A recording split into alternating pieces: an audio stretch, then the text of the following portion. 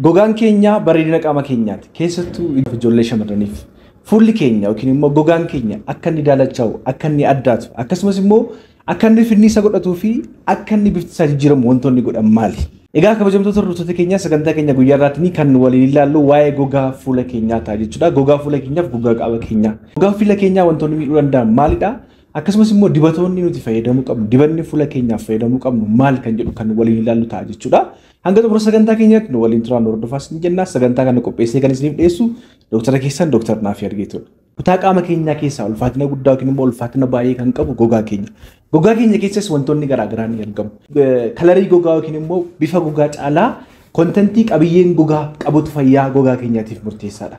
Namni tokko gurraacha ta'uu danda'a, namni tokko adii ta'uu danda'a, namni tokko magaala ta'uu danda'a. Garuu gurraacha magaalina adii ta'uu osoo hin taane qabiyyee gogaan keenya qabu haala jiidhinsa gogaa keenyatu gogaan keenya fayyaa ta'uusaa agarsiisa jechuudha. Gogaan keenya jiidhina gahaa yoo qabaate yookiin immoo bishaan gahaa yoo qabaate gogaan keenya salphaatti miidhamuu hin danda'u jechuudha. Haalli gogaa fuula keenyaa bakka sadiitti qoodnee ilaaluu dandeenya. Namoonni tokko tokko haalli gogaa isaanii wazaammaa kan jennu yookiin immoo qabaatii baay'inaan kan qabu yoo ta'u, namoonni baay'een immoo gogaa kan ta'e fuulli isaanii gogaadha.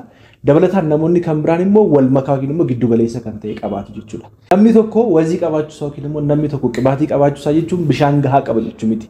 Bishaan gahaa qaba jechuun maal jechuudha? Kutaa gogaa keenyaa keessaa garri alaatti argamu epidermis kan jennu kontentiin bishaan isaa parsantii 20 ta'an gara 25 normaal jechuudha. Gogaan keenya yookiin immoo epidermisii gara alaatti kan argamu kun qabiyyeen bishaan isaa parsantii 20 yookiin 25 gadi ta'e jennaan gogaan keenya salphaatti daddaalachuu, goggoguu, shushunturuu akkasumas immoo salphaatti akka gogaan keenya akka dafee dulloomu gochuu danda'a jechuudha. Qabiyyee gogaa kan gogaan namaa kan qibaatii qabu yookiin immoo wazaammaadhaa fi gogaadha kan jechuu dandeenyu maal irratti hundoofneetu baay'ina bishaan keessa jiru osoo hin taane xannachi sebaceous gland jedhamu sebum kan jedhamu kan gogaa keenya jalaa maddisiifamu jechuudha.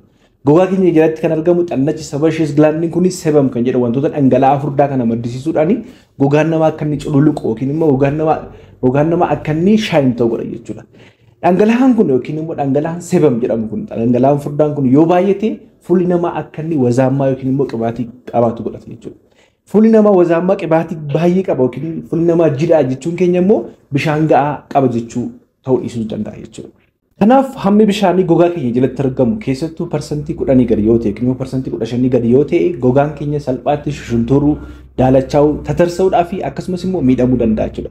Kana qofaa osoo hin taane bishaan yookiin immoo hammi bishaanii gogaa keenya keessa jiru yoo gadi bu'e gogaan keenya rakkoo dhibeedhaaf illee yookiin immoo dhibeedhaaf illee salphaatti saaxilamuu danda'a jechuudha. Baakteeriyaawwan garaagaraatiifis ta'ee akkasumas immoo fangasii garaagaraadhaa fi saaxilamuudhaaf salphaadha jechuudha. Namoota baay'ee yoo ilaaltan gogaan isaanii waan akka daaraa fakkaatu wayirraa kan babbaqaqu jira fuulli isaanii akkasumas immoo yommuu dhiqatan immoo wanti akka ciccitaa adii wayii kan irraa babuus jira jechuudha. Kanaaf hammi bishaanii gogaa qaama keenyaa keessa jiru gogaan fayyina gogaa keenyaatiif baay'ee murteessa jechuudha. Egaa akkuma beekamu qaama keenya keessaa bishaanni kallattii garaagaraatiin kan inni ba'u. Bishaan nuti gara keessaatti fudhannu kallattii garaagaraatiin ba'a. Karaa fincaaniitiin kan ba'u jira, karaa dafqaatiin kan ba'u jira. Akkasumas immoo karaa afuura baafannu illee namni tokko yeroo afuura baafatu bishaanni afuura sana keessaa ni ba'a jechuudha.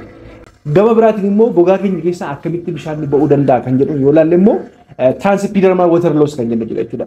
Kana jechuun maalidha? Bishaanni gogaa keenya irraatiin karaa qaawwaatiin qilleensatti yeroo isaan itti ba'anii dhuman jechuudha. Keessumaa namni tokko naannoo tempereechara 27 ta'e hanga 29 gidduutti naannoo ho'aa qullaa isaa yoo ciise guyyaatti hanga liitira 0.5 liitirii qaama isaa keessaatii bishaan ba'uu danda'a jechuudha. Kanaaf bishaanni qaama keenya keessa jiru yookiin bishaan gogaa keenya keessa jiru kallattii garaagaraatiin qaama keenya keessaa ba'uu danda'a jechuudha. Mee wantoonni gogaa keenya keessaa bishaanni gogaa keenya keessaa akka isaan dhuman godhu yookiin immoo gogaan keenya ispeeshaalii kutaan olaanaa kutaan gara olii jiru akka inni bishaan gahaan arganne wantoonni godhan maal fa'aadha? Bishaanni gogaa keenya keessa jiru dhumuudhaan akkasumas immoo gogaan keenya akka inni goggogu gogaan keenya goggogee akka inni shunturu akka inni daalachaa'u akkasumas immoo akka inni tatarsa'u kan godhu maalidha? Tokko faraatti kan laallu bishaan gahaa dhuguu dhiisuudha. Namni tokko bishaan gahaa argatu taanaan bishaan gahaa yoo argatu ta'e bishaan qaama keenya keessaa akkasumas immoo gara gogaa keenya deemullee ni irrata jechuudha. Inni kan biraan immoo naannoo ho'aa yookiin immoo diilalla garmalee yookiin naannoo ho'aa yeroo dheeraadhaaf turuunis immoo ispeeshaalii gogaa keenya keessa kan jiran bishaanni akka inni ba'ee dhumu gochuu danda'a jechuudha. Kan biraan tamboo aarsu namoonni tamboo aarsuun bishaan yookiin immoo bishaan gogaa keenya jala jiran akka isaan hir'atan gochuudhaan gogaan keenya akka inni goggoguu fi akka inni daddaalachaa gochuu danda'a jechuudha. Inni kan biraan saamunaa gogaa fayyadamu yeroo baay'ee namoonni hedduun saamunaa qaama isaaniitti hin dhaqatan akkasumas immoo fuula isaanii saamunaa gogaadhaa yookiin saamunaa uffataaf qophaa'e kan isaan fayyadaman. Saamunaa uffataaf qophaa'e yookiin immoo saamunaa gogaa ta'e gogaa keenyaaf yookiin immoo fuula keenyaaf qaama keenyaaf fayyadamuun gogaan keenya akka inni goggogu yookiin immoo akka inni daddaalachaa godha jechuudha. Kanaaf saamunaa gogaa fayyadamuu osoo hin taane saamunaan fuulaaf akkasumas immoo saamunaan gogaa qaama keenyaaf shaaworii qaama keenyaaf qophaa'e waan jiruuf saamunaa akkasiillee fayyadamuun baay'ee barbaachisaadha jechuudha. Namoonni yeroo baay'ee heddumnaan guyyaadhaa guyyaatti yeroo hedduu qaama isaanii dhiqatan yookiin immoo qaama isaanii qulqulleeffatan jiru. Haala hojii garaagaraadhaan kan ka'e guyyaa guyyaatti namoonni qaama qulqulleeffatan jiru.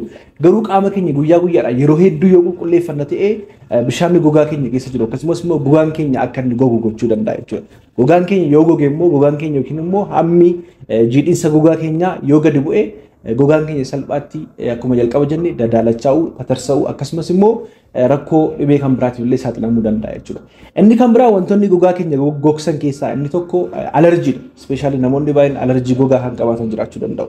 Namoonni alerjii gogaa qabaatan kunis immoo waan alerjii qabuuf qaama isaanii sana yeroo isaan hooqanitti salphaatti bishaanni gogaa keenya jalatti argamu gara bakkeetti dhabamuu danda'a jechuudha. Kanaaf gogaan keenya akka hin goggogneef keessattuu gogaan fuula keenyaa fi gogaan qaama keenyaa akka hin goggogneef akkasumas immoo akka inni daaraan fakkaanne akka inni shunturre akka inni tarsaadha akka inni finni isaan hin qabamne wantoonni gochuu qabnu keessaa tokko akka hin goone bishaan gahaa dhuguun tamboo aarsuu dhiisuu yookiin naannoo tamboo aarsan turan irraatii fagaachuu akkasumas immoo saamunaa lallaafaa ta'an ispeeshaalii saamunaa qaamaaf fayyadamu kanneen fuula keenyaaf qaama keenyaatiif fayyadamuunis baay'ee barbaachisaadha.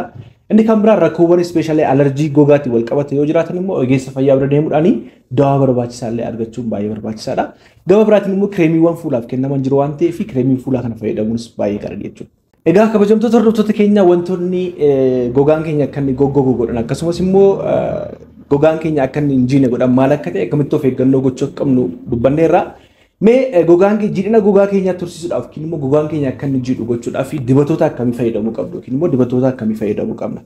Dibatoonni nuti fayyadamnu gogaan keenya akka inni jiidhinsa qabaatu yookiin immoo jiidhinsa qabaatee akka inni turu godhu jechuudha. Dibatoonni kunniin kallattii garaagaraatiin jiidhinsa gogaa keenyaa eegu jechuudha.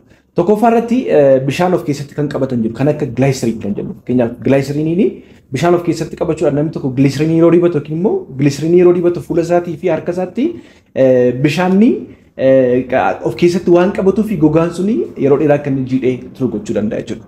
Egaa gilaayisiriinii yookiin immoo gilaayisiriin kan jennu kunni kallattii garaagaraatiin bifa garaagaraatiin qophaa'uu danda'a. Moischuraayizer bifa moischuraayizeriitiin qophaa'uu danda'a. Akkasumas immoo foolii garaagaraatti godhanii akka foolii namaaf tolus kan qopheessanis jiraachuu danda'u. Akkasumas immoo inni kan biraan immoo aduudhaaf illee sunlight protect gochuudhaaf illee isallee itti dabalanii kan qopheessan jiraachuu danda'u. Kanaaf wantoonni akkasii gogaa keenyaatiif inni barbaachisu jechuudha. Inni kan biraan gogaan keenya akka inni ispeeshaalii gogaan keenya akka inni bishaan gara alaatti hin baafne kan godhan immoo fakkeenya occlusive effect kan qaban kanneen akka vaaziliin. Keessattuu jiidhinsa gogaa keenyaa eeguudhaaf filatamaa kan ta'e vaaziliinii jechuudha. Vaaziliinii kallattii bifa garaagaraatiin bifa looshiiniitiin qophaa'a, bifa kireemiitiin hin qophaa'a. Akkasumas immoo dabalataan immoo ingiridiyentii garaagaraa walitti makuudhaan kan qophaa'an illee jiraachuu danda'u jechuudha. Dabalataan kana qofa osoo hin taane dibatoonni garaagaraa kan gilisiriinii of keessaa qaban akkasumas immoo kan vaaziliinii of keessaa qabaatan illee ni jiraatu jechuudha. Kanaaf vaaziliiniin fooliitti kennanii qopheessuu danda'u. Dabalataan immoo sunlight yookiin immoo aduu protect gochuudhaaf illee kontentii dabalataatti dabalanii qopheessuu danda'u.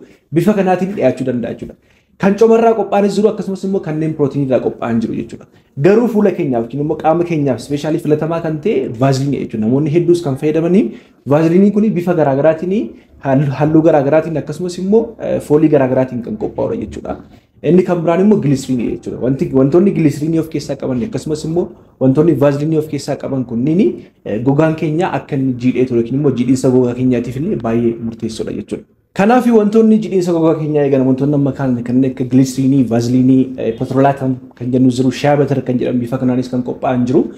Wantoota kontentii kan of keessaa qaban fayyadamuun ispeeshaalii keessumaa vaaziliiniidhaa fi gilisiriinii kan of keessaa qaban fayyadamuun gogaan keenya akka inni jiidhinsa qabaatu yookiin immoo jiidhinsa gogaa keenyaatti baay'ee murteessoodha jechuudha. Dabalataan dhumarratti wanta dubbachuu barbaadu keessattuu namoonni fayyadamtan giliisiriinii namoonni fayyadamtan kan foolii hin qabnetu fayyadamtanii baay'ee gaarii filatamaadha. Dabalataan immoo vaaziliinii keessumaati vaaziliinii immoo galgala yoo dibatame baay'ee filatamaadha jechuudha. Kanaaf wantoota akkasii giliisiriinii yookiin immoo vaaziliinii of keessaa qaban egaa kallattii bifa garaagaraatiin biraandii garaagaraatiin qophaa'uu danda'a akkuma isin argaa jirtan kana jechuudha. Biraandiiwwan garaagaraatiin waan jiraniif kontentii isaa kana ilaaltanii fayyadamuun baay'ee barbaachisaa jechuudha. Wantoonni kunniin ispeeshaalii giliisiriiniis ta'e vaaziliiniis ta'e shaabeetar akkasumas immoo peetroolaatem jeel kan jennu kunniin vaayitaaminii itti dabalanii qopheessuu danda'u akkasumas immoo kontentiiwwan garaagaraallee kan aduu ofirraa ittisu yookiin immoo sunlight protect kan godhu kanallee itti dabalanii qopheessuu danda'u waan ta'eef kanas fayyadamuun baay'ee barbaachisaadha jechuudha.